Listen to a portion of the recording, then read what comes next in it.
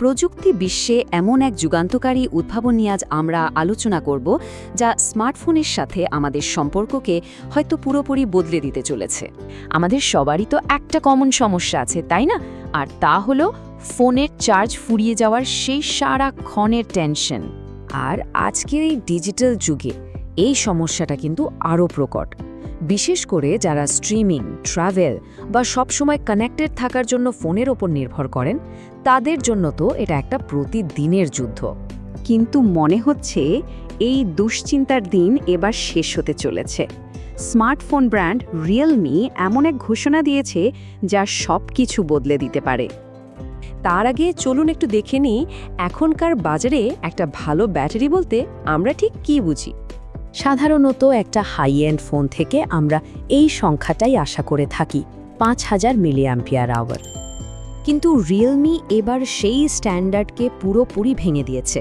তারা বাজারে নিয়ে এসেছে বাণিজ্যিকভাবে তৈরি বিশ্বের প্রথম এই ধরনের একটি ব্যাটারি, 10001 mAh, মানে এখনকার স্ট্যান্ডার্ডের দ্বিগুণেরও বেশি। আর কোম্পানি এটাকে বলছে 10,000 mAh যুগের শুরু। তো ব্যাপারটা কিন্তু শুধু একটা বড় ব্যাটারি হওয়ার মধ্যেই সীমাবদ্ধ না, এটা আসলে আলট্রা এন্ডুরেন্স নামে একটা নতুন ক্যাটাগরি তৈরি করছে, যেটা ডিজাইন করা হয়েছে কোনো রকম বাধা ছাড়াই একটানা ব্যবহারের জন্য। এখন সবার মনে একটাই প্রশ্ন, তাই না?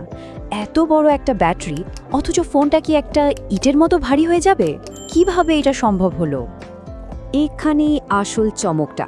এর পেছনের প্রযুক্তিটা দেখুন। Next generation silicon carbon anode ব্যবহার করার ফলে এর ব্যাটারি ডেন্সিটি অনেক বেশি, কিন্তু ফোনটা অবাক করার মতো পাতলা আর হালকা রাখা সম্ভব হয়েছে।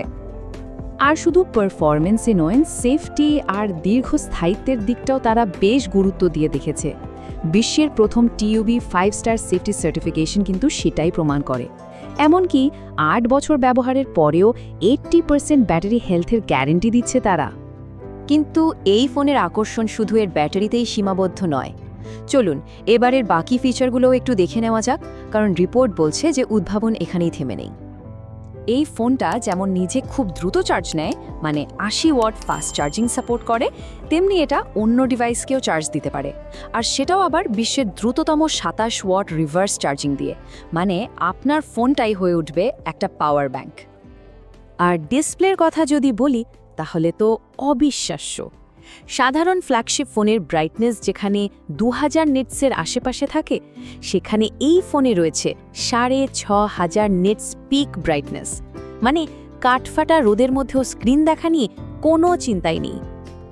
এর সাথে আরও থাকছে একটা top class flagship processor, high refresh রেটের কার্ভড অ্যামোলেড ডিসপ্লে আর দারুণ মজবুত একটা ডিজাইন, সব মিলিয়ে একটা কমপ্লিট প্যাকেজ।